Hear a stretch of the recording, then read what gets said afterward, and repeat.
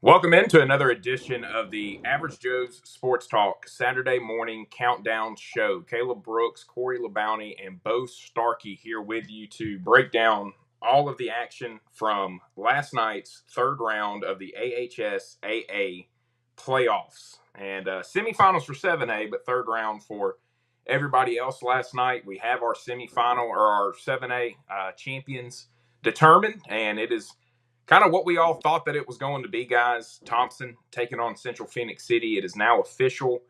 Thompson had a little bit of a scare. They got down 10-0 very quickly last night to Hewitt Trustful, and you kind of went like, uh-oh, here we go. But after that, Mark Freeman and Thompson, they settle in. They come back. They take a 14-10 lead pretty quickly, get it up to 21-10. They're able to hold on and win. And then, Corey, if you're an MGM fan, I said this on our broadcast last night when we were looking in, you've got to be proud of this group. I know it's not the result you wanted. Obviously, they came up here to win last night, but that's a team that beat them 58-7 a year ago, and they were in that football game.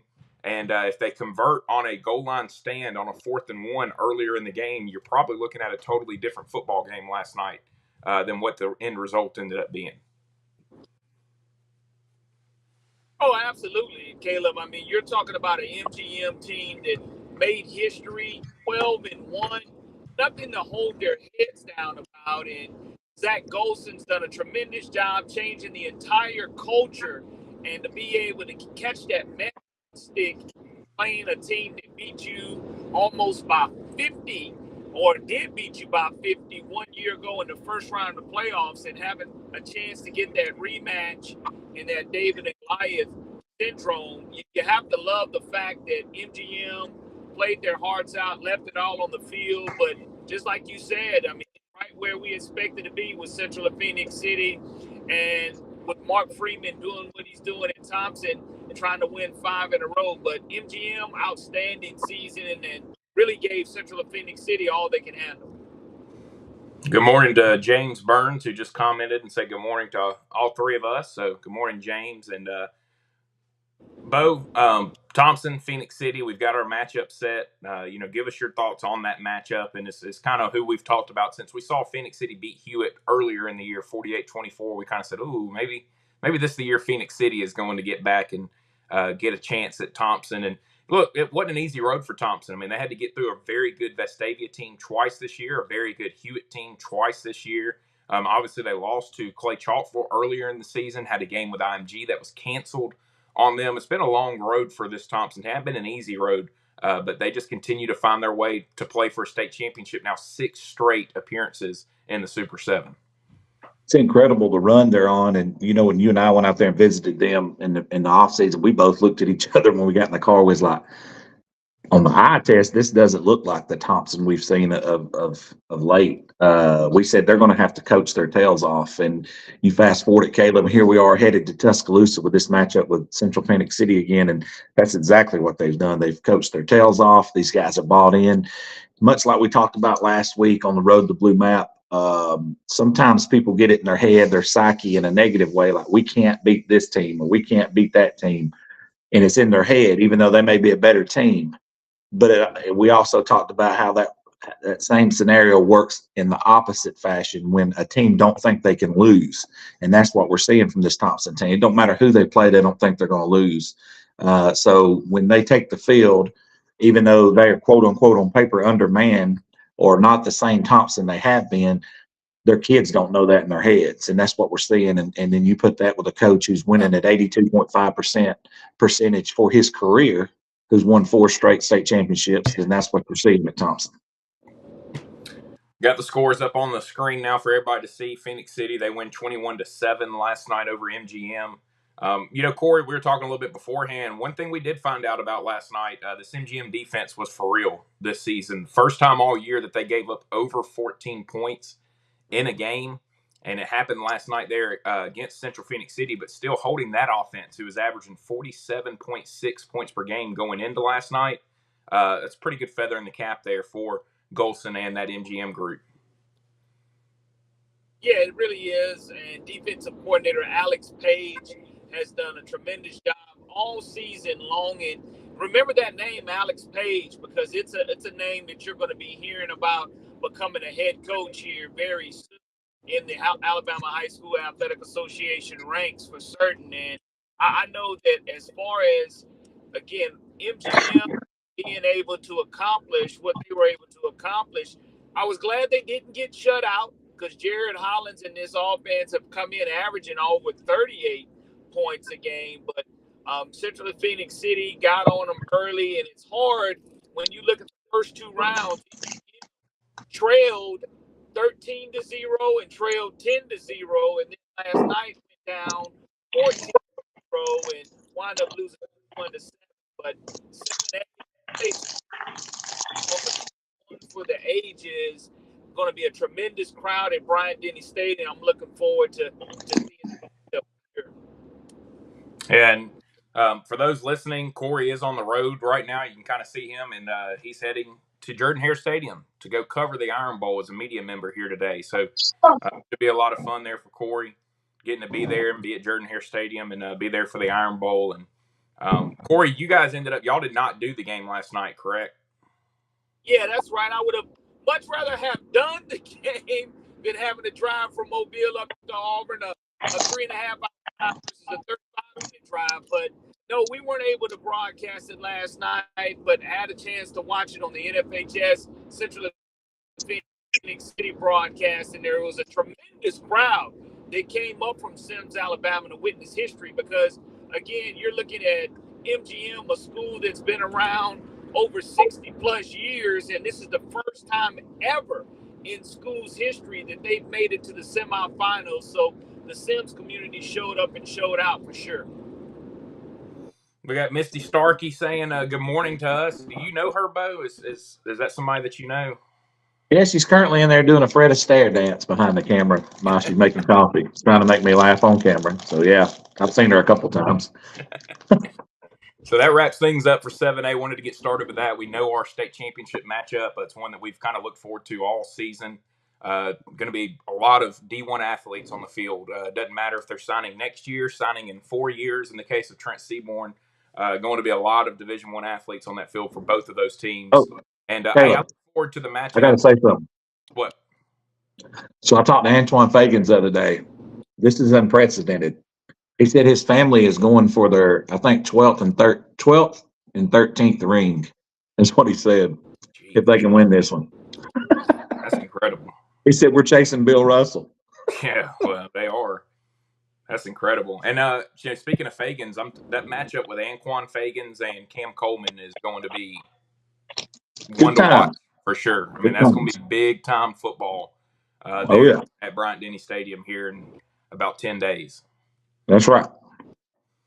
So we're going to move on now. We're going to get into 1A and talk about the 1A classification. Big wins last night for a few teams there. We know our North semifinal matchup.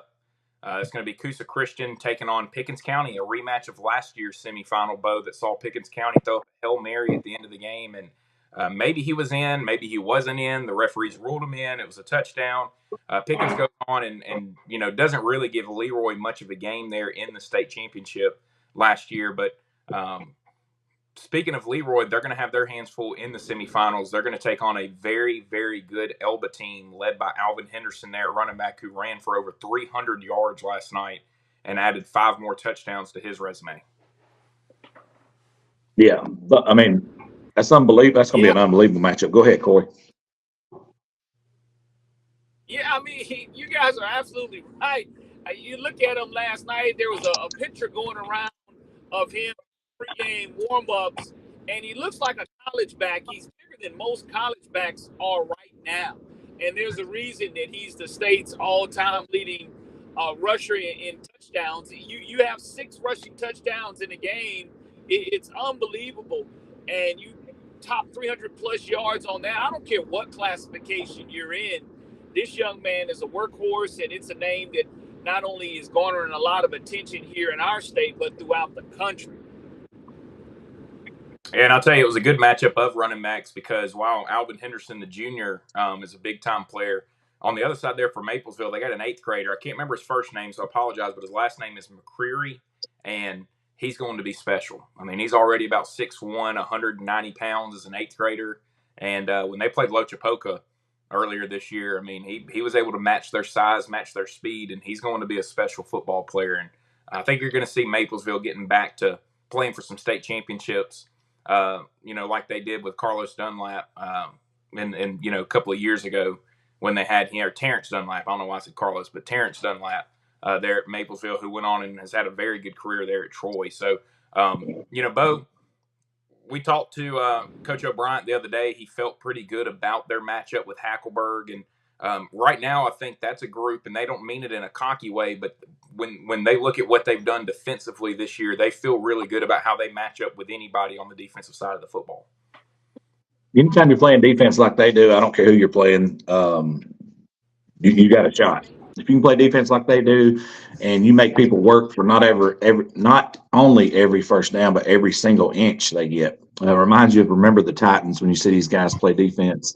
I sat in there and broke down film with Eric Albright and Teddy last night until 1:30 when I got done with the final drive, and they're just clicking, man. I mean, they look good defensively. And now the offense is starting to be multiple. John Davis throwing the ball. He had a couple of picks last night, but they're running the ball well. He's throwing the ball well when he needs to throw the ball well.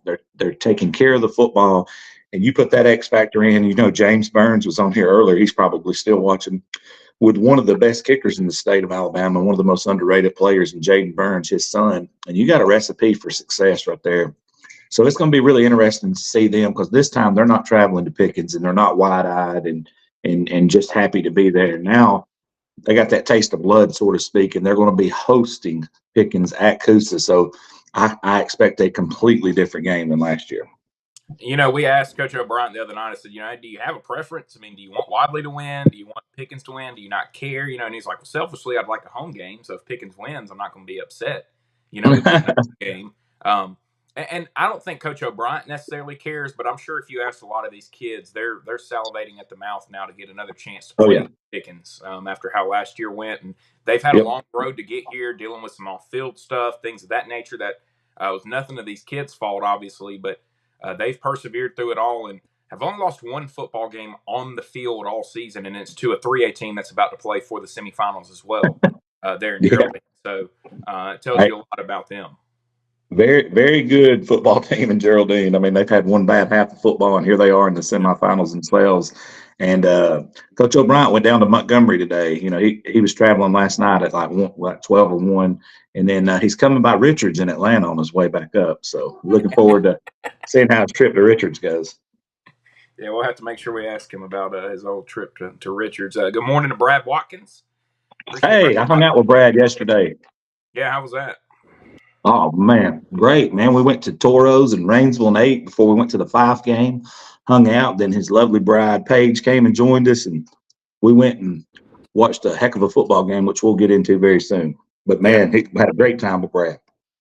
Corey, tell us your thoughts a little bit on this Elba and Leroy matchup that we're going to get. And, do you think this is really going to be one of the first times? I mean, Leroy's won 18 straight now, and every single win has been by double digits. To me, it kind of feels like the first time they're really going to be challenged since their last loss last season, right before the playoffs began. Well, anytime you're dealing with one of the nation's premier running backs and definitely one of the state's elite running backs, you're going to have your hands full. But one thing about the Leroy Golden Bears is they're always prepared. And that community shows up and shows out, and the winning tradition is there for a reason. And when you've been there and done that and are really continuing to duplicate it year in and year out, I think that you're built for these type of moments, these post-Thanksgiving Day practices, early December practices. It's an organization and a school that, with this matchup right here, sometimes your semifinal matchups are better than your state championship matchups. And I think this has the potential to be one of those games. No doubt about it. So that wraps things up there for 1A. You'll have Pickens County against Coosa Christian. That'll be a rematch from last year's semifinals. And then Leroy, your defending champs, taking on Elba, who may have the best player in the state, and Alvin Henderson. No, not the best player in the state, but he's one of the top 5 for sure. Players in the state, but that tells you how good the players are in the state, because it's hard to put him ahead of some guys like Cam Coleman and Ryan Williams and those type of guys right now. But Alvin Henderson has definitely put his name up there. And number 17 overall player in the country going into next season, and offers from Alabama, Miami, Clemson. I mean, you name it. And he's been talking to him. So moving on to 2A now, guys. Look, in the South, we knew that it was going to be a bumpy road for Reeltown and Comer to get there, but they've both gotten there, and we're getting the matchup that we were all hoping for. Selfishly, and it's no knock on any of the other teams, but we've kind of felt like watching these two all year. These are the best two teams in 2A South, and would love to see them match up in the semifinals. Comer had to get through Highland Home, who obviously I would say is the third best team in the South. They played Comer to a 21-14 game. They played Reeltown to a 21-14 game, but just 7 points less as good as these two teams who are going to match up in Sylacauga on Friday night, and we'll have that game as our AHSAA TV game of the week next Friday as well. Should be a very fun one to see Kamori Harris and this BB Comer team go up against Matt Johnson and Reeltown, and two teams that are looking to get back, and they just want to be in the state championship. But I bet if you ask both of them, they would love to possibly see Fife again in that state championship and have a chance to get some revenge. But the Pisgah Eagles, they're going to have something to say about that as they take care of business against a very, very good Tuscaloosa Academy team last night. Bo, we've talked about how well this team has made that transition from AISA to the AHSAA, and they showed it last night, playing a very good Pisgah team as close as they did, and holding it. Hey, look, you said it last week. I guarantee they're going to score 40. They didn't get to 40 last night, but they still found a way to win, and I think that really has to make Coach Pruitt very happy to see, hey, even on a night where maybe we didn't do as much offensively as we have in the past, still find a way to score more points and win a football game and get to the semifinals and get the rematch that they have been waiting on with Fife as well. Yeah, they missed the 40 mark by 4 points, and I was thoroughly shocked by that, but I was also thoroughly pleased to see that they pulled that game out. We talked to Coach Pruitt last night on the final drive, and he was real happy with his team, his community, and the job they had done. Handled some adversity last night. I'm not getting into exactly what that was, but they had some stuff happen last night that definitely set them back a little bit. But to pull that victory out and set up this rematch with Fife was huge. And Coach Pruitt told his guys after the Fife game regular season this year, if we do what we're supposed to do, we'll get another shot at them, and that's the one that's going to count.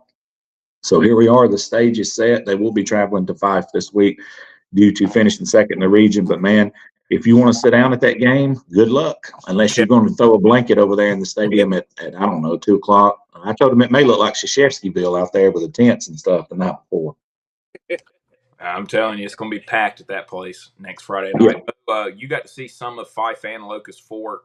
Fife kind of got off to a quick start. They kind of came out to me, it looked like just punched Locust Fork in the mouth, and Locust Fork was just never able to really recover. It's kind of like the Adesanya and Sean Strickland fight earlier this year, where Strickland got rocked in the first round. Adesanya got rocked in the first round, and he ended up finishing the fight, but he was really never the same fighter the rest of the way, and never really kind of got back in it. And that's kind of what it felt like for Locust Fork. They got rocked early last night, got knocked to the ground, and then never really were able to get their legs back under them and really get themselves back in that football game. Yeah, I got to watch the entire game, and I told them we'd go on the final drive afterwards. But, man, Caleb, you're exactly right. They actually got to stop on defense first. Then they got the ball, and then they got stopped and punted. And then Locust Fork got the ball back. Then they punted. Then Fife went to work with Logan. And, Caleb, listen to these stats. 312 yards, 8 touchdowns, 7 on the ground, and an 82-yard kick return. And it reminded me of the Oakman game. Huh? That's all for Logan Anderson? All for Logan Anderson. Jeez. Yep. He's healthy now. And he's there ain't no mystery. And, I told this to everybody, that would listen to me. He might be the best Fife football player that we've seen at Average Joe's overall, just from the standpoint of what he can do. And, he just does so many things, dude. And then they got him, last night it was like the Oakman game a few years ago. Each time Oakman kept pressing Fife. Like they wouldn't never concede. They were like, this is the last game of the year. We're going to keep trying to score. Well, guess what? Coach Benefield did. All right, we'll give it to 24 again. Here go score. Then they come back down. Locust Fork will fight down the field and score. Then they turn and hand it to Logan Anderson. Here go score. And I was like, man, but what a gritty effort by Locust Fork. It's kind of like they got down, like you said, early, but they kept fighting, kept swinging. Them kids played with a lot of heart last night, and it seems like when they got their footing under them, so to speak, they clicked it in gears and reeled off 33 points at Fife, and they played their guts out. And hats off to them on a great season. But Fife does what champions do, man, which is survive and advance in those situations.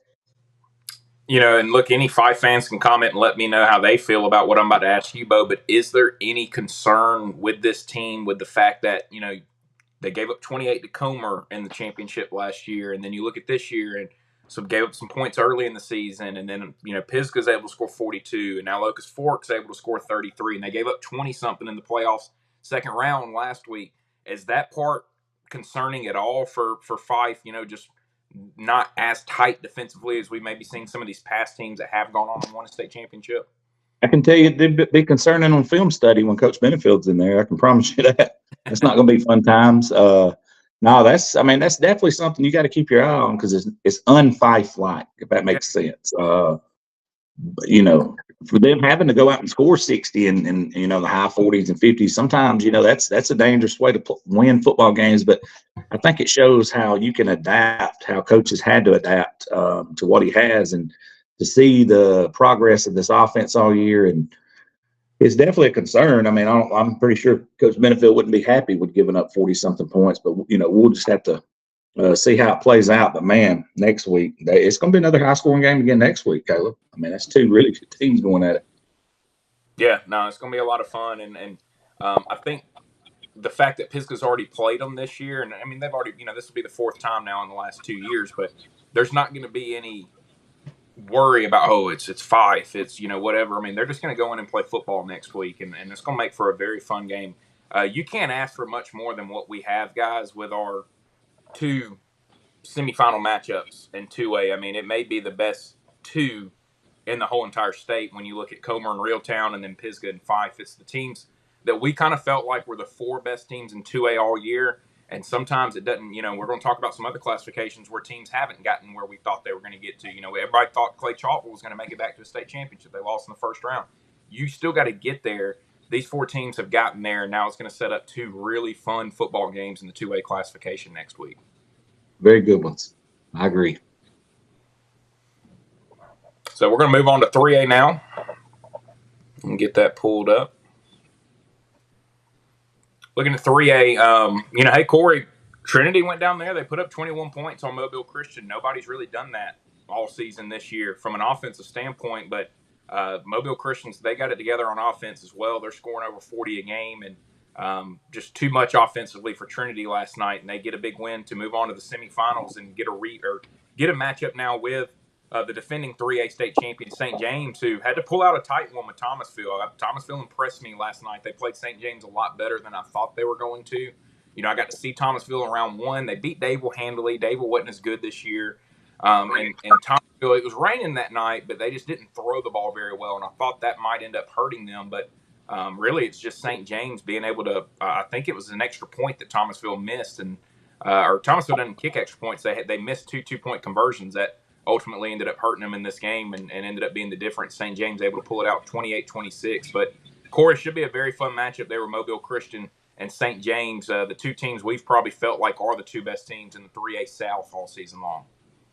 Yeah, what you're seeing is a rematch of last year's semifinal game, one in which Mobile Christian lost and St. James ultimately punches their ticket to the state championship game. So, again, when you have to wait an entire calendar season, and it's kind of what's circled, knowing that these are the two best, knowing that you're going to have another semifinal matchup that may be better than the state championship game actually may be, I think that Ronnie Cottrell and his young men have done a wonderful job. Their offensive line is mammoth, and they're just mowing people down in the trenches, and that's kind of where their calling card has been all season long. And Ronnie Cottrell, on the backside of his career, there's nothing more than he would like to do than to have an opportunity to win his first ever state championship here in this state of Alabama, one in which he was a recruiting coordinator at University of Alabama, a recruiting coordinator at Florida State, but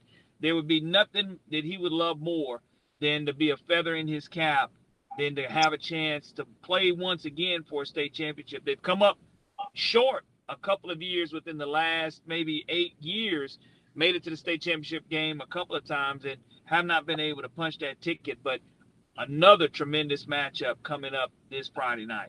Corey, how impressive is what Mobile Christian's done this year, considering that they lost their best player on defense in Sterling Dixon? Oh, it's unbelievable when you start looking at the job. I mean, you're talking about a 5-star player leaving your roster, and they've had a couple of other transfers as well. To be able to manage things the way that Ronnie Cottrell has, it's been very impressive, and my hat's off to him, the job that he's done, and the young men not losing sight of their ultimate goal, which is the chase for that blue map and to win that blue map. And they're well on their way, and they're going to have all they can handle against St. James, and we'll see how both teams have improved. It can only go and be even sweeter for Mobile Christian. It can't get much better for St. James, so we'll see how it winds up working its way out. Bo, we look at the North. Geraldine, they beat previously undefeated Lauderdale County 55-20 last night.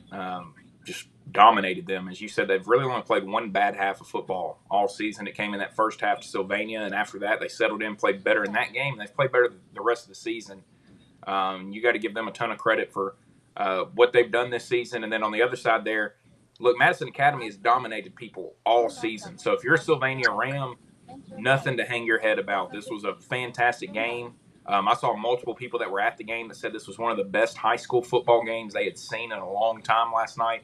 Between those two teams, unfortunately, somebody has to win, somebody has to lose. Sylvania comes out on the losing side, but Bo, what a season for Sylvania this year, and a lot to be proud of there if you're a Sylvania Ram. Yeah, man, the future's super bright for those guys. If you look at what Coach Van's done in his short, brief time there, I believe 3 years now, the grass, the stadium looks amazing. It's one of the best fields, if not the best field out there of natural grass I've seen. Then you have a new jumbotron he's put up there. It looks like hundreds of thousands of dollars. It's phenomenal. And then you put that within the toughness, weight room, work ethic, and things that they're doing. The future's super bright there at Sylvania. And at one point this season when they beat Geraldine, I thought, man, ain't nobody beating these guys. And here we are over into the third round of the playoffs, and they lose to Madison Academy by 7. But man, it's been a tremendous season for those guys, and they have a very bright future. Ain't no doubt about it. So we'll get a big matchup, Madison Academy, Geraldine. Look, Bo, I'm not going to lie. When I'd seen what Madison Academy was doing most of the year, I said, I don't know if anybody's going to be able to beat them. But looking at how Sylvania was able to play them last night, Geraldine's got a big shot to go in there and knock them off and go play for a state championship next week. Yeah, the beautiful part about that game is going to be for them is much like we seen with Chris Yeager last week. When Coach Davis goes to cut a tape on Madison Academy, for one, Coach Van's a friend of his, and two, they laid out the blueprint, much like we seen from Chris Yeager when they played Clay a couple of weeks ago. So the blueprint's there, the map's there, but can you navigate the waters to get to the promised lands? The question you've got to execute. And if anybody can, you're looking at a group of, I believe it's 15 seniors there at Geraldine that Michael Davis has, and in a community that believes in him. And why shouldn't they? Everything that man's done since he's been there, he broke the nation's longest winning streak by defeating 5. He's rolled over into the third round last year, beat Mars Hill last year, and here we are heading into the semis versus this, a Von Drago type looking Madison Academy team.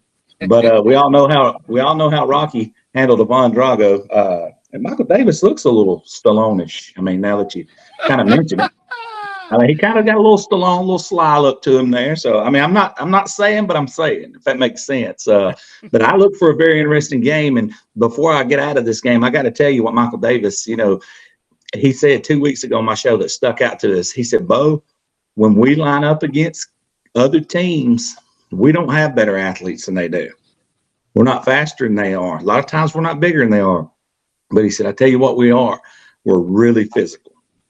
He said, we got that country strong and we're physical, and that helps you navigate the waters in the playoffs. And that much I can guarantee you, they will not shy away from Madison Academy.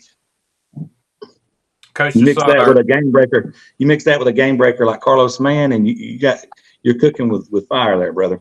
no doubt about it. So it should be some fun matchups. Just saw Coach Marco Bryant joined in here. So congratulations to See your it, team. Richards. Yeah. I think he's He at must have made Richards. it out of there. That's awesome. Yeah, that's good for Coach him. O'Brien, all the way from Richards. But hey, congratulations to him and his team for a big win last night, and moving on to get that rematch that they've been looking forward to there with Pickens County. How about Pickens though? What a run for them! I mean, 3 seed. You know, something had to have happened, Bo, during the middle of the year for Pickens because they went on that 3-game losing streak. They had to have lost a player or two and gotten them back. I'd love to know the story with that because otherwise they've dominated throughout the season. So it's going to be a very fun football game there in 1A. Before we move on to 4A, I want to thank our sponsor, the Henry House. In 1893, the Henry House, nationally registered historic Victorian home, was born from one of Alabama's wealthiest families. After a top-to-bottom facelift by Little Pink House's construction, this is the go-to luxury spot behind the city harbor on Lake Gunnersville. Perfect for a staycation, weekend getaway, and a Mokes of North Alabama moke ride around beautiful Lake Gunnersville, which the moke ride is a ton of fun. Me and Bo got to do that this past summer. We offer whole property rentals for weddings or your special events. We also rent our 5 beautiful in-suites by the night individually for those romantic occasions. You can check out the bar there at the top of the screen, scan it, and it'll take you to their website and take you to their Facebook page and show you all the things they can offer. But if you're looking to go vacation for a weekend coming up and you want to go fishing or you just want to just enjoy a great city that you maybe have not been to before, I'm telling you, Gunnersville, Alabama is the place to go, and the Henry House is the place to check out to go do that. It's right over there by bunch of different restaurants. They don't sponsor with us. We're not going to name them, but it's some good restaurants up there. One of them that does is Wenzel's Oyster House. So you can go check out Wenzel's Oyster House, but a lot of good other places to go check out right there around that area, around where the Henry House is. And if you just want to go enjoy the lake for a weekend, I'm telling you, make sure to check this out. Make sure to go check out Gunnersville. I grew up on Lake Martin, so I was always very selfish and always, nothing's better than Lake Martin, but I'm telling you, going up to Lake Gunnersville, I can see why so many people have always talked about going up there throughout my whole entire life. It's a lot of fun. So we appreciate the Henry House, appreciate their support and allowing us to be here each and every Saturday to bring you our Average Joe Sports Talk Saturday morning recap show. So moving on to 4A now, and we're going to get started with what was probably the biggest upset of the night. No offense to Gunnersville, who we'll talk about here in a minute as well, but Booker T over Jackson, Corey. I'm not sure that anybody really saw that coming last night. I know I didn't, Caleb. I mean, when you sit and you look at the number of Division I Power 5 prospects that are on Jackson Aggie squad, it was just, you had to play flawless football down the stretch, and it came down to the last play of the game. And the Jackson Aggies, a team that I personally felt were going to find themselves playing for a 4A state championship.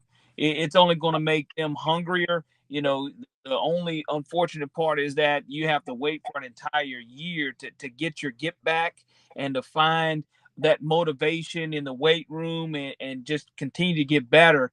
But again, you look at that shocking score. To me, that was the shocking score of the third round of the playoffs across the state of Alabama. When that one came up last night as final, I was like, wow. For the first time in school history, Booker T. Washington has had an opportunity here to play in the semifinals and possibly make it to a state championship game. Got to give Coach O'Neill a ton of credit. Obviously, he has a great mentor to look up to in his dad, Jackie O'Neill, who was very successful at Reeltown. I'm pretty sure his dad, from what I was told, has been helping him there at Booker T some. And so it's got to be a lot of fun for them. But, man, they've gotten hot at the right time of year. That's exactly what you're looking for. And big credit to Coach O'Neill, Booker T. Washington, for what they've done. What a run this has been. And now they're going to get a rematch with Montgomery Catholic. Bo, do you remember the score of the Montgomery? Do you know the score of the Catholic and Booker T game? Won it like 50-13 or something like that, 56-13 maybe during the regular season. Yeah, it was not close, Caleb. It was never in doubt. It was pretty one-sided. This is a different Booker T team, though. Now you can look and tell them what that Catholic team played at that time, and that's what they have to avoid because you look just a couple of years ago, Bo, everybody wrote in Montgomery Catholic to be in the state championship and beat Montgomery Academy. And next thing you know, Montgomery Academy kicks a field goal and wins 10-7 on a muddy, wet night there at Catholic. So just because I'm sure that's something Juice is going to be able to use as something to look back on and go, hey guys, look, we were in this position. We dominated. I mean, they beat Academy, I think 42-0 in the regular season that year, and then lost 10-7. So I'm sure that's something that they'll hear a lot this week. Is it doesn't matter what you did the first time against these guys. It's a whole different football game. They're a whole different football team, and should be a lot of fun there at Catholic next Friday night. Who got a big win over Jacksonville. Jacksonville managed to score 20, which is impressive considering this Catholic defense is only giving up 4.4 points per game going into it. But Caleb McCreary and that offense seem to have really gotten clicking here at the right time in the postseason. And they've got things going there, and a dominant win over a very good Jacksonville team at Jacksonville last night. Not easy to do. Yeah, it's 2 years in a row they went to Jacksonville and ended the Golden Eagles season. But, man, shout out to Jacksonville on a great season. Coach Smith, he's done a really good job over there. I hate to see Jim Ogles.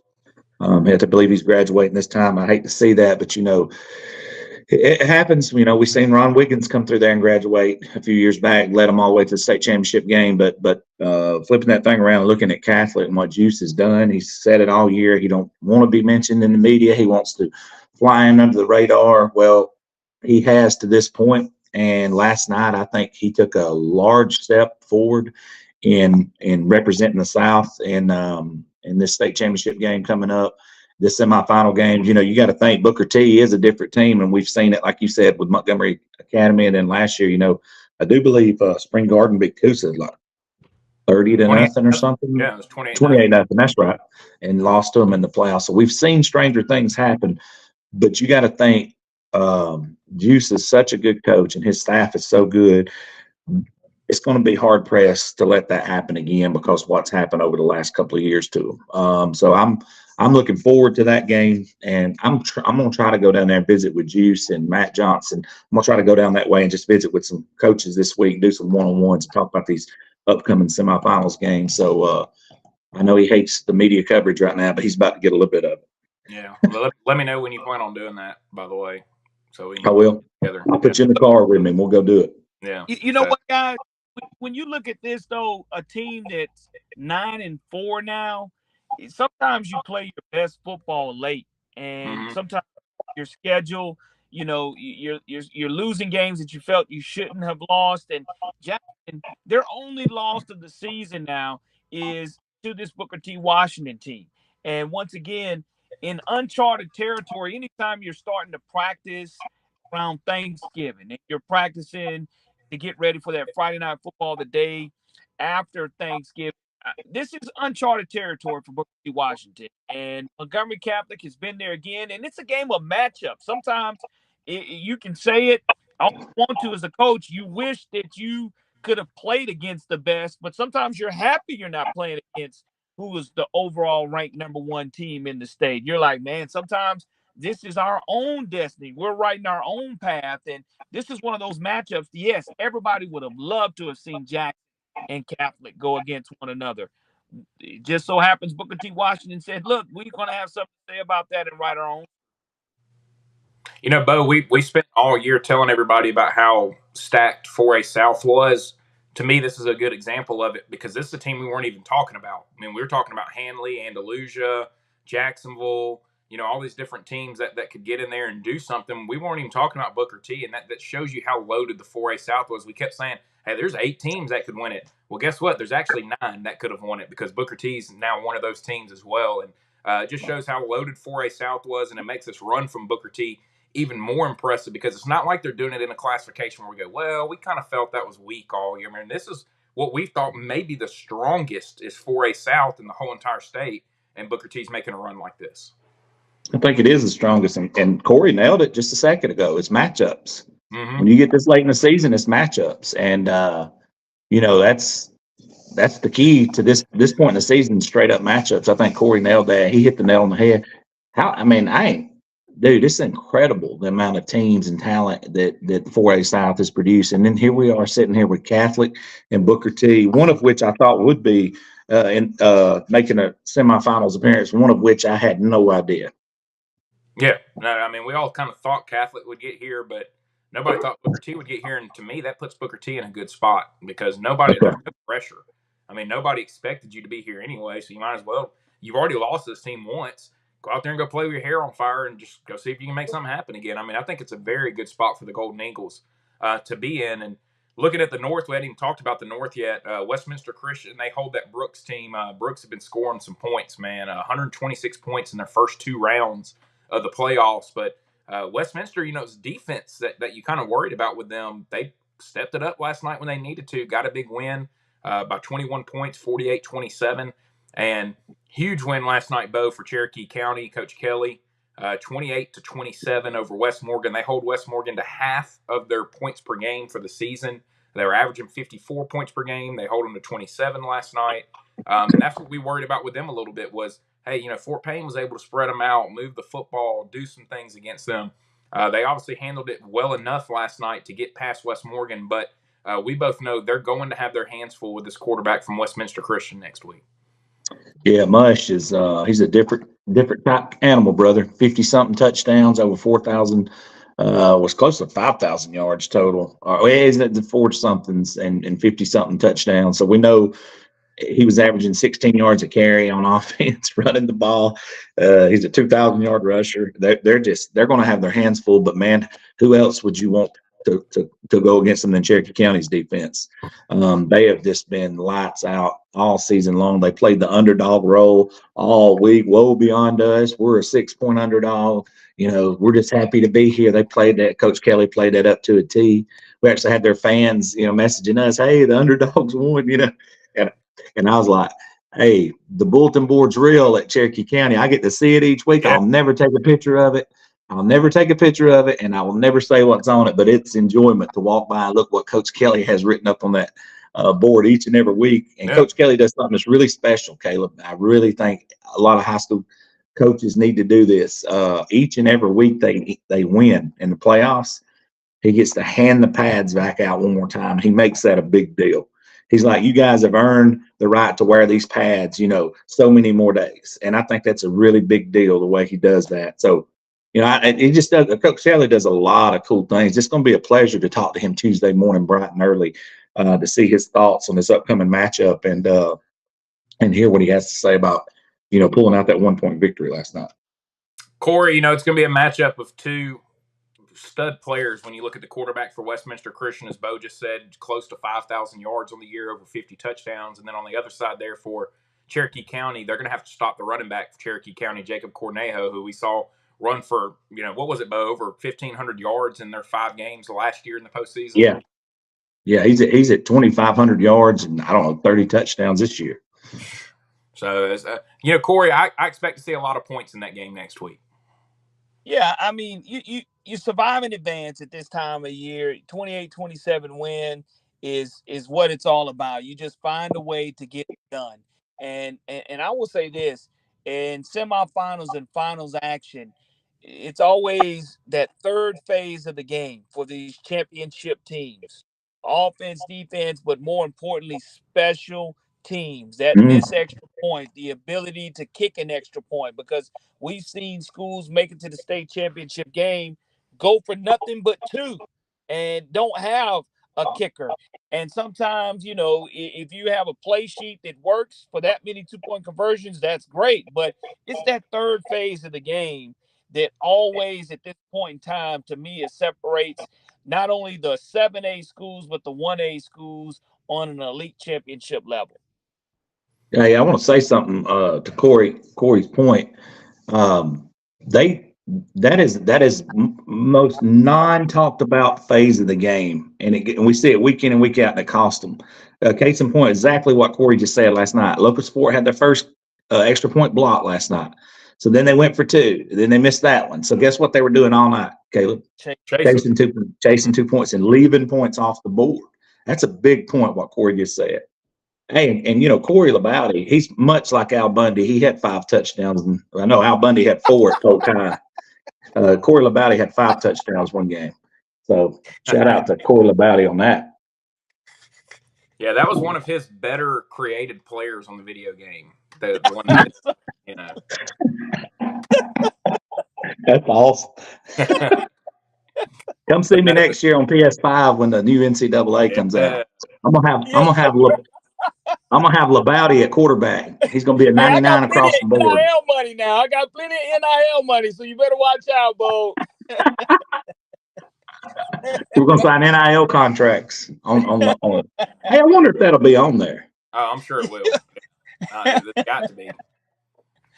Yeah, because that's what the whole lawsuit with the O'Bannon brothers from UCLA was about, was name, image, and likeness.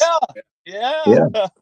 Crazy how it all has come full circle. So That's there's right. your matchups for everybody watching in 4A. You're going to have Booker T. Washington out of Tuskegee. If you don't know where that is, it's in Tuskegee. There are two Booker T's. There is a Booker T in Montgomery. That's a magnet school. They don't have athletics, anything like that there. But this Booker T is the one from Tuskegee.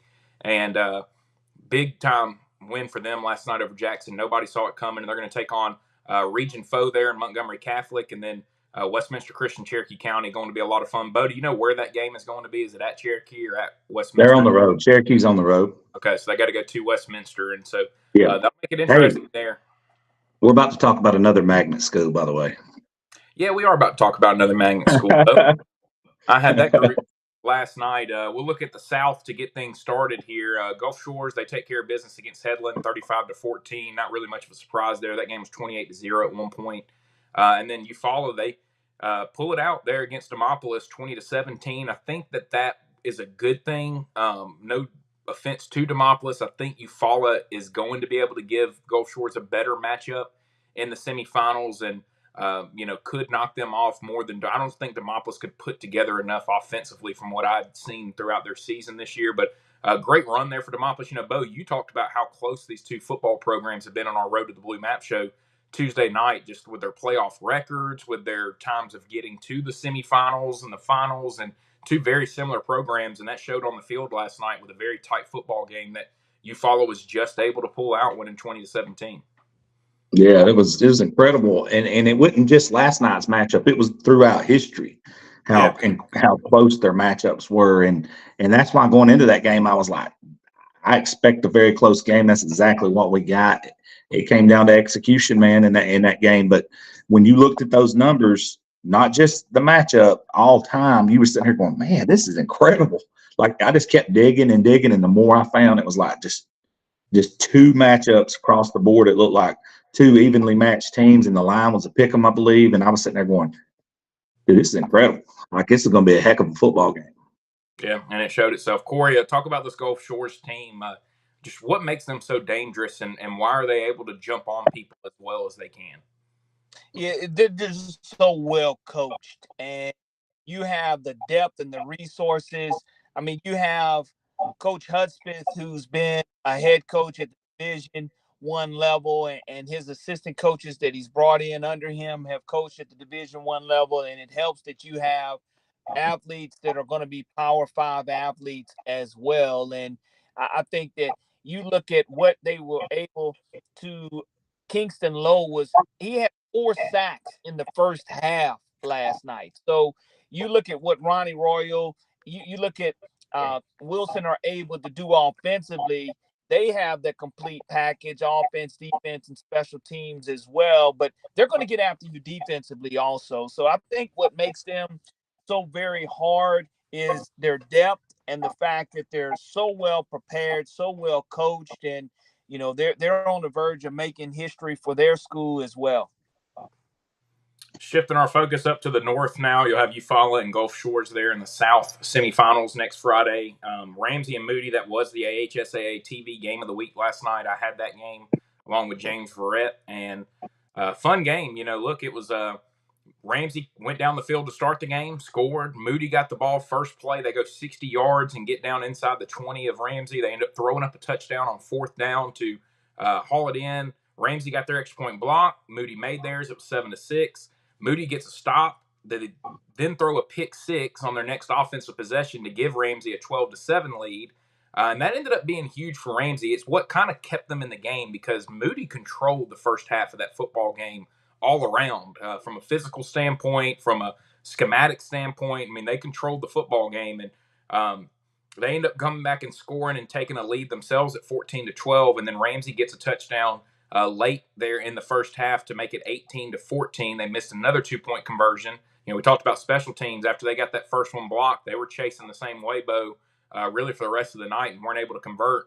So then they were going to throw a Hail Mary at the end of the first half, Ramsey was, and all of a sudden Cameron Keenan, who had only 44 rushing yards in the whole season, guys, I want you to think about this. They played 12 games, and he had 6 carries for 44 yards on the whole season.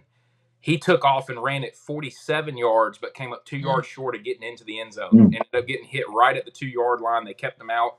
So 18-14 at halftime. Moody then comes out, takes the opening kickoff down to the Ramsey 20, and then 2 plays, they run it into the end zone and kind of an emphatic run. I mean, a physical run where he kind of ran a Ramsey guy over, and you went, oh, here we go. Moody's kind of setting the tone for the second half. Well, Ramsey does what champions do, and they answered immediately. They took the football game over. They scored 22 unanswered points before Moody got a late touchdown and then missed an onside kick, and the Ramsey Rams pull away. They went 40-27, and I'm telling you, Bo, this is a Ramsey offense that can just do so much. They got Cameron Keenan there at quarterback who can just chunk it around. He's got maybe, I would argue, probably the biggest arm in the state. I mean, he just flicks his wrist and the ball goes. It's like Joe Milton for Tennessee. He flicks his wrist and the ball just goes 60 yards all of a sudden. And big-time arm that some guys are going to work with and help him continue to improve as a quarterback. He's got a chance to be a special player. He ended up, after only having 44 rushing yards in the season, I think he ran for over 100 last night. And so they kind of, very similar to Alabama, pulling out Jalen Milroe's running ability against LSU at the right time this year. Ramsey just kind of waited, and they kind of figured out, okay, now we need to start using them. And they did, and it worked to their advantage. He had 2 rushing touchdowns last night. Very dangerous offense. And it's a good offense, Bo. They're going to have their work cut out for them with this Guntersville defense, though, that held Pleasant Grove to 21 points last night. They were down again in the fourth quarter for the second week in a row. And I'm telling you, this is a resilient group that Coach Lance Reese has up there at Guntersville. And we said it a couple weeks back, Bo. We said the ARAB loss was the best thing that could have happened to this team. And I think that has now shown itself with what they've done since that loss to ARAB that night. Before I get into the Guntersville breakdown, I love Denton Johnson like a brother, but he ain't getting his guys back anytime soon. Yeah. At least for another week. So he's going to have to struggle through that. But yeah, Coach Reese, man, he did a fantastic job last night. Not only last night, but all season. He talked about, I asked him that, Caleb. I asked him on the show last night. I got him to call in, and I asked him about that loss from ARAB, and he said it's absolutely something good. He said, you know why? And Caleb, I kind of got this sense when they sat in and talked with us that night at Winchell's. He said, we were focusing on ARAB, and we stopped focusing on Guntersville. Mm-hmm. And he said that's kind of the mentality and the approach they've had since that game. It's time for us to focus on Guntersville again. And he said that's exactly what happened. Now, in that game last night, they didn't get Julian and the guys going running the football. He said that they were playing very good defense on them, so they couldn't run the ball like they wanted to. And he said, so Mr. Morrison had to go to work at quarterback, and he did just that with 266 yards passing last night and a couple of touchdowns on them. But the crowd, the environment there that the city of Guntersville provided, I'm sure Wes Long and Jordana Long was going crazy over there, as well as thousands of other people. But for them to get that win, what a huge win. And it makes back-to-back weekends where they've went and took on a team from Birmingham. It seemingly they always lose to. Nobody outside of Birmingham ever comes out of the north, it seems, in 5A. But to beat back-to-back Birmingham teams, and one of them being Pleasant Grove, how much more confidence could you have before you go take on Coach Jackson and the Ramsey Rams? This is a phenomenal win for Coach Reese in Guntersville last night. No doubt about it. And looking at some of our comments, see Nikita Stover in here. And congrats, Coach, to you guys on a great season, what y'all were able to accomplish this year. And really looking for the future's bright for you guys there. So I'm looking forward to seeing how y'all continue to grow there with y'all's program. And just want to say congrats to y'all on a great season. And, looking at Guntersville, Bo, I think it's the most complete team. I think that a lot of people around the state, Corey, have a kind of a vision of Guntersville because of that game with Hanley on statewide television a couple of years ago. And they hadn't really seen them on a statewide stage since then. So people just kind of go, Guntersville may be good. They match up with some athletes. They're not going to be able to handle it. We saw that against Hanley, blah, blah, blah. They've grown a lot since then, and I think that they've improved in some certain areas. I think that game a couple of years ago maybe showed them, hey, we've got to fix some certain things to be able to play with these type of teams and get to this point. Obviously, they fixed that. I mean, Corey, me and Bo have been around this Guntersville team, and we cover a lot of Northeast Alabama. So it's not as big of a surprise for us, but tell us from your standpoint as a, you know, as just an outsider and a guy who's, you know, from Mobile, looking at it for how surprising was it to see Pleasant Grove? I mean, I'm sure everybody else around the state expected to see Ramsey and Pleasant Grove playing next week. Yeah, again, it goes down to matchups, and sometimes, you know, you only have to be great for 48 minutes. And sometimes the best team doesn't always win the game. But all it takes is for 48 minutes for you to be a better team than the best team. And when I saw this score behind the Jackson score, this was the second most shocking score that I really saw, because Daryl LeBeau, phenomenal job that he's able to accomplish. But you know, you do love to see, we see it in the basketball state finals in Birmingham when Guntersville comes. You see the support there. You like to see a sprinkle in of new teams and new blood every now and then to get that community excited for an opportunity to make history.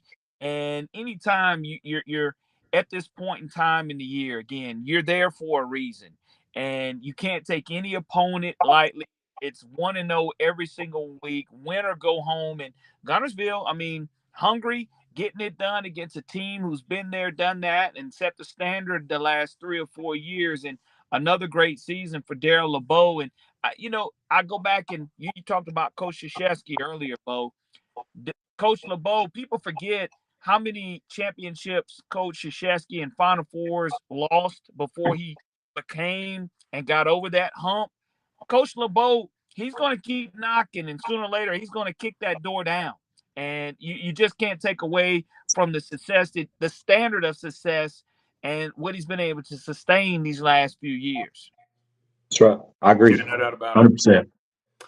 Just saw in the comments, Dake Rivers, the defense coordinator for Eufaula, watching us right now. So congratulations to y'all, Dake. Great season for you guys. I played All-Stars with Dake and played against Dake growing up. Dake was a great linebacker at Beauregard there for Smitty Bo. Played for Smitty. Smitty. So, and Dake's taken his knowledge of defense, which is very well, and taking it down to Eufaula, and a great job last night to hold a good offense there from Demopolis to 17. And really looking forward, Dake, to seeing how you guys match up with Gulf Shores and seeing what kind of plan you put together to match up with Ronnie Royal and that group there from Gulf Shores. Should be a very fun matchup. But just want to say congratulations to you guys, and congratulations to you on what you've been able to accomplish as a young coach. I mean, Dake he's my age and already a defensive coordinator at a 5A school, and the future's bright for him as a football coach. So really looking forward to seeing how things go for him and go for that group. So we've got our 5A matchups. Guntersville will be traveling to Ramsey. I think that's correct, Bo, isn't it? They have to go to Ramsey next week. Yes, that is correct. Legion Field. Yeah, so they'll be at Legion Field. And, hey, what more can you ask for? I know a lot of these kids can't appreciate what Legion Field was at one time, but, you know, I'm sure for a lot of older people there in Guntersville, that's going to be a lot of fun to get to watch their kids go play at Legion Field, you know, after seeing a lot of the matchups that we've had at that place throughout the years. And then right there in the south, we just talked about Eufaula, Gulf Shores. Should be a lot of fun. Dake, I see you still commenting. Are y'all at home next week, or will y'all have to go to Gulf Shores? Let us know which one that is. I don't know if y'all have to go on the road or if y'all will get to host them. But either way, it should be a lot of fun there. Do you know, Corey? Yeah, I think it's to Gulf Shores. I think they're so they got to go to Gulf Shores. Yeah. Well, that'll make it interesting. Hey, look, 5A starting to play itself out. You know, a lot of us both thought that we would see Central Clay maybe at this point playing against Gulf Shores and getting there, but obviously some injuries and some things ended up affecting them. And he said it's at Gulf Shores, so that they'd have to go down there. So looking forward to that. Should be a lot of fun. Got one more classification to talk about here, but before we go to that, I want to thank our sponsor with the Henry House. Again, you can scan the barcode right there at the top and go to their website, check them out, see what they can offer you. Look, if you're looking to vacation, looking to hang out, Guntersville is a great place to go to. The lake, all the things around it up there, and you can go stay at the Henry House. They've got 5 different rooms that are designed really around different places throughout the whole entire country. So kind of gives each room its own little feel of where you're at and things like that throughout the country. It's really, really cool. So make sure to check them out. We appreciate their sponsorship with us here and Average Joe Sports Talk. So we will talk about 6A now here to wrap things up. Saraland over Hillcrest last night, Corey. Very good football game for those two teams, but really it's just the offense of Saraland has proven to be too much for a lot of these groups, and that's a Hillcrest defense that had not given up a lot of points all year until last night. They give up 31 to Saraland. Yeah, I mean, Saraland can just beat you in a multitude of ways. You look at Ryan Williams, the verbal Alabama commit. I mean, he catches one pass, a little tunnel screen, takes it some 50 yards to the house. Elite speed and elite weapons for Jeff Kelly. They've been punching them out a couple of times, but that's the type of test that you want to see. You want to fight from behind. You don't want to blow all your opponents out, because it really, especially this time of the year, to where when you've been tested, knowing that if I don't respond, we're going to be packing up and not getting those shoulder pads on the very next day. So Saraland, just they're looking to defend what they earned a year ago, and it was kind of a grudge match with them having been eliminated a couple of years ago by Hillcrest. So these two teams very familiar with one another. Hillcrest with another phenomenal season, but Saraland was just too much firepower. Yeah, Bo, I saw a stat last night for Saraland. It's their 19th straight win. And for Hillcrest Tuscaloosa, they've won 23 of their last 25, and their 2 losses are to Saraland. That's incredible, dude. And it's also believable. That's I mean, because Saraland is that good and that dominant. Man, that's good luck to Pike Road, buddy. I don't know how to put that piece of the puzzle to stop that juggernaut at this point. Now, speaking of Pike Road, they beat Benjamin Russell a walk-off field goal last night there at the end of the game. Benjamin Russell really hurt themselves. They got the ball with a chance to go on a drive and maybe go kick a field goal themselves to win the game.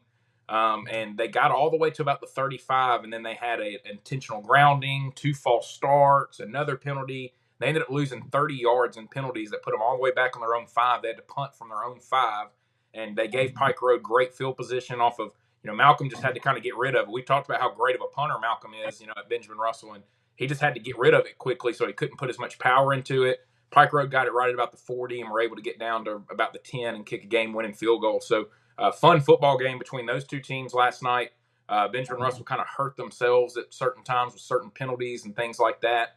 And credit to Pike Road and Granger Shook. Now, they started out 0-2 this season. A lot of people are going, dang, what's wrong with Pike Road? What's happening there? Well, they've now reeled off 11 straight wins, and they're going to get their chance now to knock off the king, which is Saraland, who will be looking for their 20th straight win next week. And if they can get that one, we'll look for 21 straight in a 15-0 season when they play for a state championship in a few weeks. So should be an interesting matchup. I think watching last night, Bo, Malcolm Simmons was able to get in space a lot and make a lot of things happen, and we've seen Ryan Williams. I think that's where Pike Road's going to struggle. If they struggle with Malcolm Simmons, they're going to struggle a lot with Ryan Williams there from Saraland.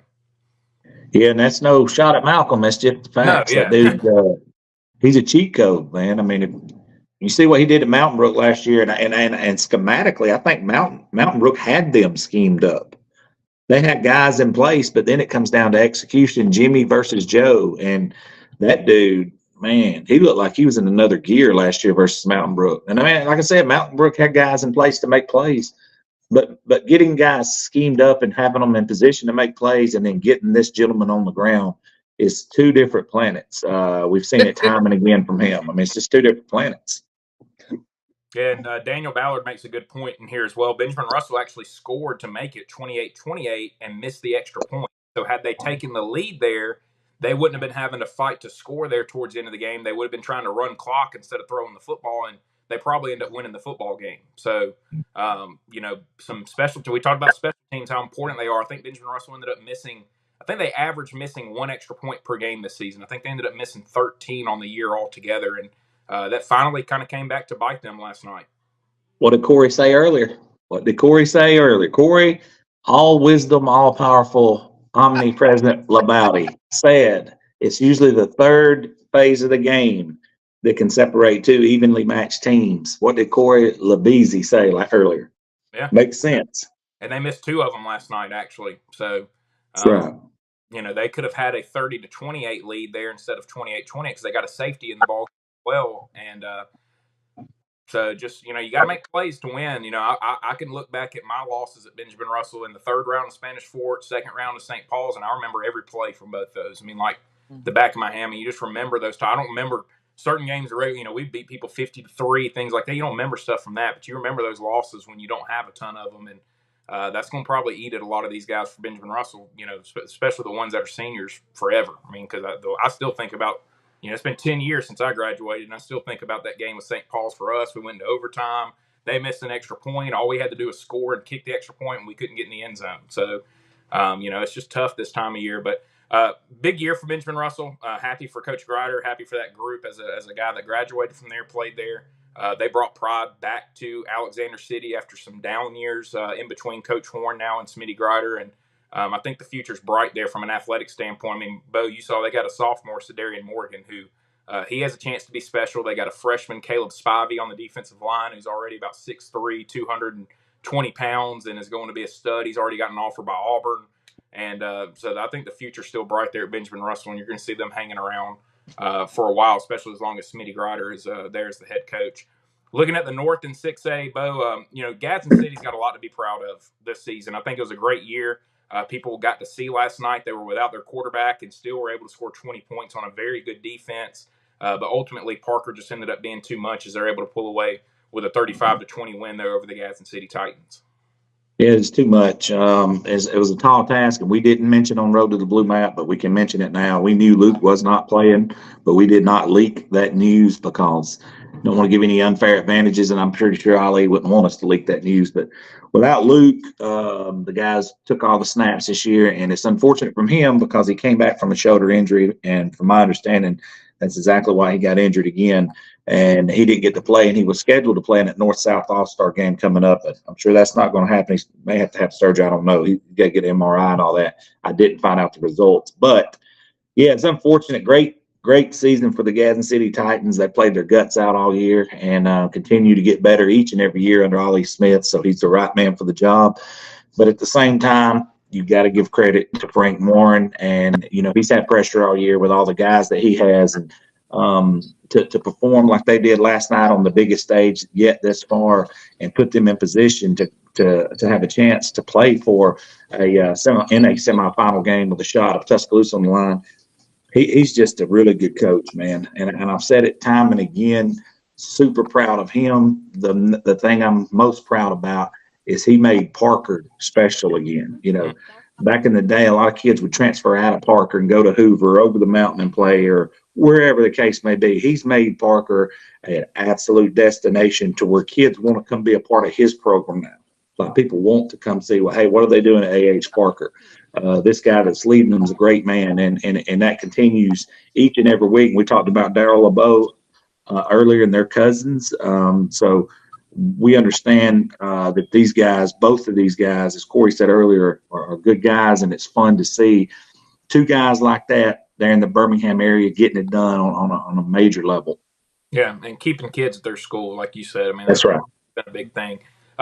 Clay Chalkville Muscle Shoals was close for a while last night, but ultimately Clay Chalkville, their athletes, they just proved to be too much there for Muscle Shoals. They pull away 44-27. It kind of feels like the Clay Chalkville offense is getting clicking at the right time with what they've been able to do, but they're going to go against the defense that held them to 6 points in the first round of the playoffs last year. Now, it was a rainy, muddy night. Parker had a great game plan to keep the ball away from Clay Chalkville, run clock, and, do that type of stuff. It'll be interesting to see that matchup next week. I'm sure Clay Chalkville is looking forward to getting back to Parker. And then, as you just said, for Parker, I mean, they're looking to get to a state championship, so it's going to be a fun game with those two teams. There's going to be a lot of athletes. You're going to have Alabama commit Jalen Mbakwe at quarterback for Clay Chalkville. You're going to have an Alabama commit Jeremiah Beeman up front for Parker. They've also got an Auburn commit up front on the defensive line. You've got the number one athlete in the country for next year in the secondary for Parker. Obviously, Clay Chalkville has a tackle that's going to play at Oregon that's, 6'8", 330 pounds, and going to be a lot of Division I Power 5 football talent on that field. And whoever wins that game, and if they get Saraland, it's going to be the same case in the state championship as well. So should be a lot of fun. And Pike Road's got their guys as well. I mean, they got an Auburn commit on their defensive line. They've got a fantastic running back. And, I mean, Corey, just imagine if Pike Road still had Anthony Rogers playing, if he wasn't down at IMG and was playing at Pike Road right now, how different that group could be. Yeah, it could. I mean, you're exactly right, kid. That's a great point.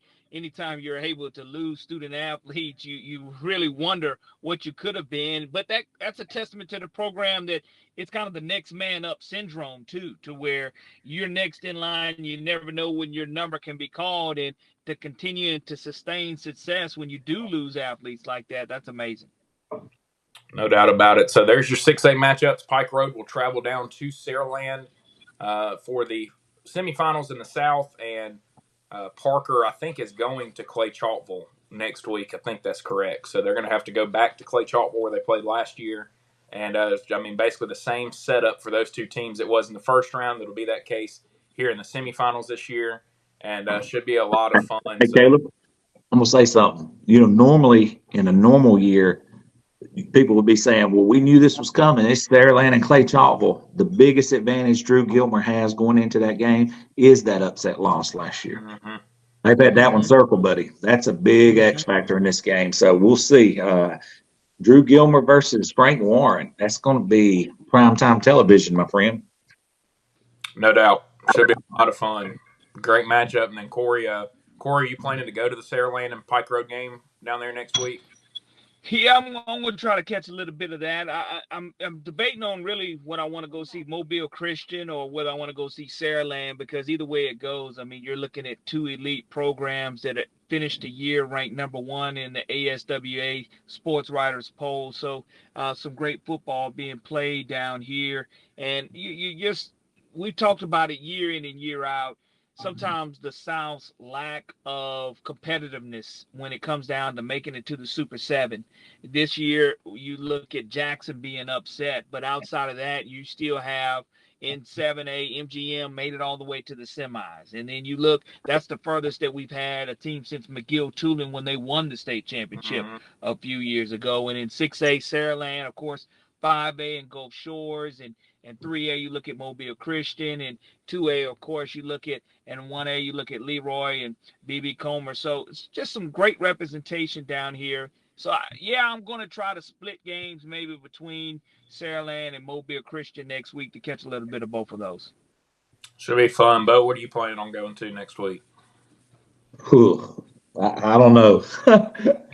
you got Coosa Christian and Pickens, or you can go up to as it sits right now. I'm gonna plan on, if I can get this done, I'm gonna spend the day with Juice, and then I'm gonna come back through Sylacauga and watch warm ups first quarter with Comer, and then I'm gonna finish the night at Coosa. That's what I plan on doing. That sounds like a good plan. I'll be at that BB Comer and Reeltown game myself. That's what we'll be doing next week. So should be a lot of fun getting it wrapped up and getting it ready for a Super 7 core. We'll be up there at Bryant-Denny Stadium getting the calls from games. Cannot wait. Yeah. Should be a lot of fun. Cannot wait to work with you. Absolutely. It's going to be a tremendous time. It's a great time to always catch up with you guys, as when you're traveling the roads, get a chance to see you maybe 5 or 6 times a year. But it's just the culmination, not only for these high school athletes, but for us as journalists as well, covering it from the beginning all the way until the end. And that's what you have a great show, The Road to the Blue Map. And the road to the blue map for us as journalists starts way before August as well. As soon as the season ends at Bryant-Denny, we start looking ahead until the next season to see where we want to go, and just rolls right over into basketball and into the baseball, the great job of baseball and softball coverage you guys do year round on Average Joe's. Just blessed to be a part. Hope you guys had a tremendous Thanksgiving and are still finishing up all your leftovers. Don't let them go to waste, guys. Don't let those Thanksgiving meal go to waste, man. Don't let it go to waste. Boy, I'm down with that. I'm about starving myself right now. So yeah, we're gonna hop off. We got full slate of football today. Hey, big game coming up. Michigan, Ohio State, going to be a lot of fun to watch there at 11 o'clock, and then Iron Bowl obviously at 2:30, and then Bo, I know you're a huge Florida fan and you care so much about them. They're going to take on Florida State tonight, so I know you're really nervous for that game later on the night. I told my wife we might have to clear the Christmas trees out because I'm going to start throwing stuff out in the front yard and break everything I got. Start throwing plates and breaking Christmas ornaments. That's what I plan on doing here in a little while. Me and Corey's tied as to take care of business, but if they do today, then we're going to be some big Gators fans along with you tonight. I can promise you. Yeah. Yeah. They All need right, a come on, join us. We need all the help we can get down here in the Gator Nation. We're just a couple of guys that's happy to be here. Yeah, well, I know Mike King's gonna be tuned into that Florida game tonight too. I know he's just looking forward to Yeah, it. he's actually got a. It's funny you say that. He's actually got some paid gigs where he's got to show up as Bad Santa at Rock and Roll Sushi's. Okay. So, Wow. and if that's not hilarious, I'm gonna get you guys some pictures and we'll share them. But that's about as funny as it gets, homie. All right. Well, Corey, enjoy yourself at the game today. I'm in Auburn myself, but I stay away from Auburn's campus on the day of the Iron Bowl. It's just not where I choose to be. So I will not be close to it. But you enjoy yourself, Corey, at the game, and should be a lot of fun. It's a fun day of football today. We just talked about a fun day yesterday of football. You got the next 2 days. Great college slate and a great NFL slate tomorrow as well. You just can't beat this time of year. It's been great college basketball also. I mean, I love this time of year when high school basketball gets going, college basketball gets going, NFL and college are in full swing. You got NBA, NHL. I'm a big UFC fan, and obviously the UFC fights are always great towards the end of the year, so you just can't beat November and December when it comes to sports. Hey, Caleb, I think we need to do a pay-per-view event. Corey LaBounty versus Caleb Holt, one-on-one, motto and motto. Winner take all. Hey, a free throw shooting contest, maybe. Nah. He's going to have to handle you in the paint, my friend. You're going to drop step him like Patrick Ewing. Hey, I'm telling you, Caleb. Shout out to Caleb Holt because that's a special basketball player here in the state, and I think he's got a chance to be the best basketball player that's come out of the state of Alabama. He's number 3 in the nation right now, according to 247 in his class. So. It's going to be a ton of fun to watch, and for Corey, the next 3 years. Corey, speaking of guys from the state of Alabama, did you see where J.D. Davison put up 38 the other night in the G League game? Man, hey, look, you love to see our local guys, Calhoun's finest, getting it done, and you wish you would have stuck around a little longer with the crimson and white, but he's still saying, look, I can still play. I just need an opportunity. Yeah, no doubt. Herb Jones been tearing it up there for the Pelicans as well. So got some guys from the state of Alabama still showing out and still doing some things in the NBA. So a lot of fun to see. So that'll wrap things up for our Saturday morning recap show. Myself and Bo will be with you Tuesday night for Road to the Blue Map, and we will have all these semifinal matchups. Only 6 games to talk about this next week. So or actually 12 games, excuse me, but only 12 games to talk about. So we will be able to go a lot more in depth on these games, and we're going to have some coaches on to talk about some of these matchups and kind of preview some of this with us. So it should be a very fun show. So make sure to tune in Tuesday night.